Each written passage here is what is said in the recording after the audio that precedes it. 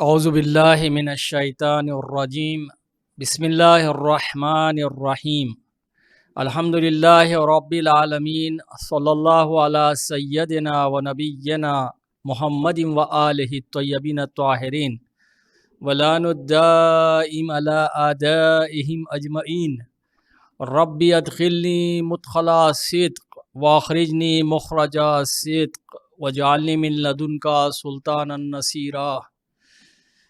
درس اخلاق اسلامی میں آج ہماری گفتگو تقوی سے متعلق ہیں، جو کہ ایک اہم ترین گفتگو ہے۔ خداوند عالم قرآن مجید میں ارشاد فرماتا ہے، بسم اللہ الرحمن الرحیم، انا اکرمکم عند اللہ اتقاکم، یعنی وہی شخص خدا کا مقرب ہیں، خدا سے نزدیک ہیں، جو خدا کے عذاب سے ڈرتا ہے۔ حضور اکرم حضرت محمد مصطفیٰ صلی اللہ علیہ وآلہ وسلم سے پوچھا گیا، مل کمال، کمال کیا ہے؟ تو آپ نے ارشاد فرمایا، تقوی اللہ عز وجل و حسن الخلق۔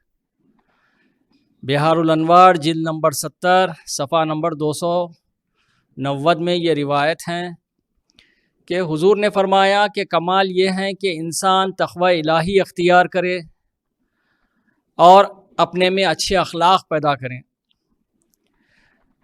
قبل اس کے کہ ہم اپنی گفتگو کو آگے بڑھائیں، اس کے لغوی معنی اور اصطلاحی معنی تقوی کے ہم معلوم کریں کہ راغب اصفہانی اپنی ڈکشنری میں تقوی کی اس طرح سے تعریف کرتے ہیں، کہتے ہیں کہ تقوی یعنی خطرات سے اپنے نفس کو بچانا، یعنی خطروں سے اپنے نفس کو بچانا۔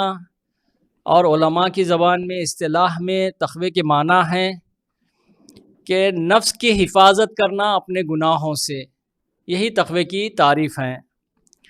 تقوی کے معنی اور مفہوم میں یہ ہے کہ انسان کے نفس کو گناہوں کا خطرہ اور اس کو خطرات کا سامنا ہے،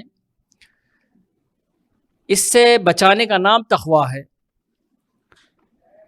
یعنی اس کا مفہوم یہی ہے کہ انسان اپنے کو، جو کہ اس کے نفس کو خطرہ ہے گناہوں سے، تو اس سے اپنے نفس کو بچانے کا نام تقوی ہے۔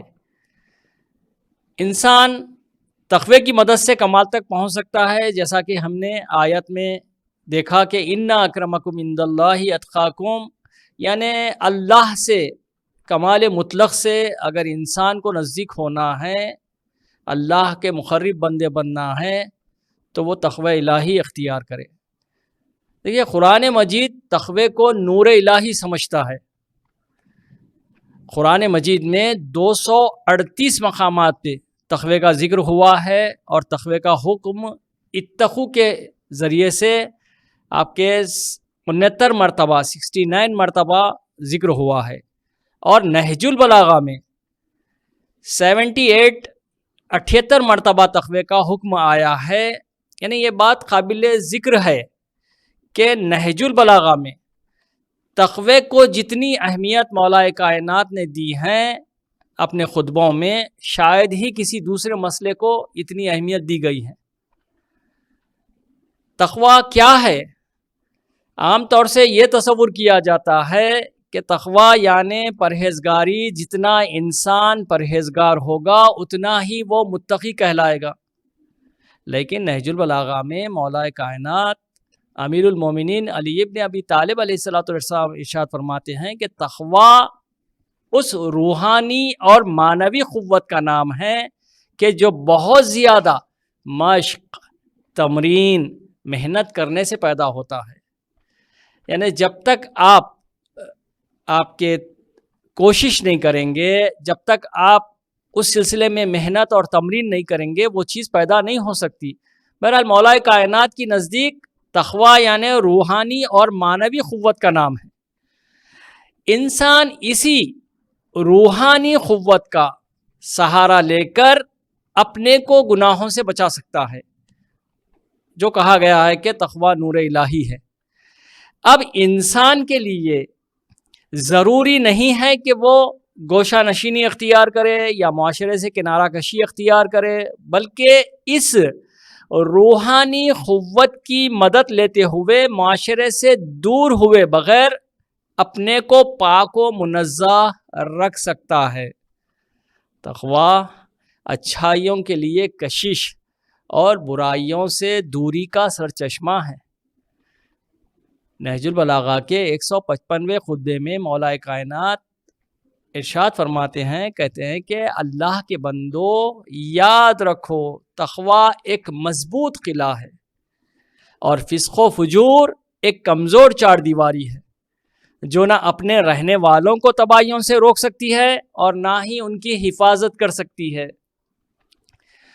دیکھو تقویٰ ہی وہ چیز ہے جن سے گناہوں کا ڈٹ کر مقابلہ کیا جا سکتا ہے اور یقین ہی کے ذریعے سے مقصد کی کامرانی اور کامیابی حاصل ہوتی ہے۔ عزیزو، تقویٰ تحفظ ہے، زنجیر نہیں ہے، قید و بند نہیں ہے۔ تقویٰ انسان کو گناہ کرنے سے بچاتا ہے۔ تقویٰ انسان کے لیے قید خانہ نہیں ہے، بلکہ تقویٰ انسان کو معنوی آزادی عطا کرتا ہے۔ یہ جو معنوی قوت ہے، اس کا جب انسان سہارا لیتے ہوئے اپنے میں تقویٰ پیدا کرتا ہے تو اسے معنوی آزادی حاصل ہوتی ہے، یعنی حسد، شہوت، غصہ تقوی الہی کے ذریعے سے دور کیا جا سکتا ہے۔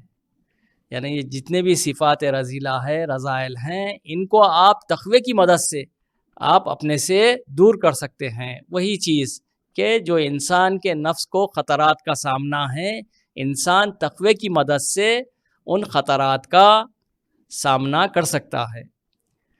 تقوی کی علامتیں ہیں۔ بہار الانوار جلد نمبر 70 میں علامہ مجلسی مولا کائنات حضرت علی ابن ابی طالب علیہ السلام سے روایت کرتے ہیں، کہتے ہیں کہ تقوی کی علامت آپ بتاتے ہوئے کہتے ہیں کہ تقویٰ رکھنے والا باتوں میں سچا ہوتا ہے، امانت کو واپس لوٹاتا ہے، عہد و پیمان میں وفا کرتا ہے، بخیل نہیں ہوتا ہے، صلہ رحم بجا لاتا ہے، ضعیفوں پہ رحم کرتا ہے، عورتوں سے کم معاشرت کرتا ہے، نیک کاموں کو بجا لاتا ہے اور اچھے اخلاق رکھتا ہے۔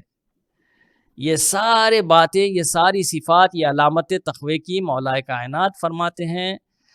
یہ باتیں کسی شخص میں اگر پائی جائیں تو وہ تقوی رکھتا ہے، وہ متقی انسان ہے۔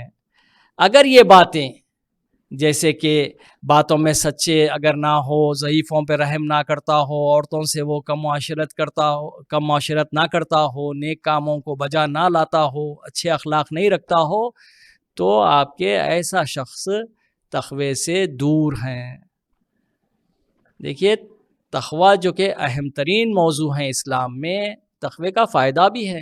یقیناً اس سے تقوی اختیار کرنے سے آپ کی دنیا بھی بخیر ہیں اور آخرت بھی بخیر ہیں۔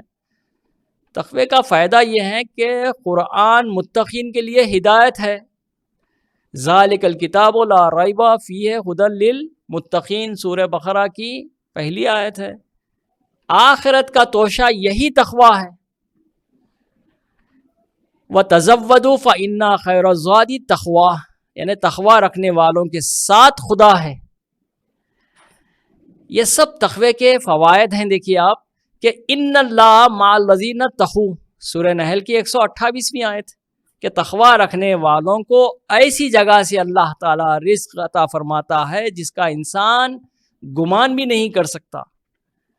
وَمَن يَتَّقِ اللَّهَ يَجْعَل لَّهُ مَخْرَجًا وَيَرْزُقْهُ مِنْ حَيْثُ لَا يَحْتَسِبُ، سورہ طلاق کی دوسری اور تیسری آیت ہے کہ تقوی گناہوں کے بخشش کا ذریعہ ہے۔ یا ایھا الذین آمنوا اتقوا اللہ یصلح لکم اعمالکم ویغفر لکم ذنوبکم، سورہ احزاب کی 70ویں اور 71ویں آیت ہیں۔ تقوی رکھنے والے خدا کے محبوب ہو جاتے ہیں۔ سورہ توبہ کی 4 آیت ہے کہ ان اللہ یحب المتقین، اگر کوئی اللہ کے محبوب بندے بننا چاہتے ہو تو وہ تقوی اختیار کریں.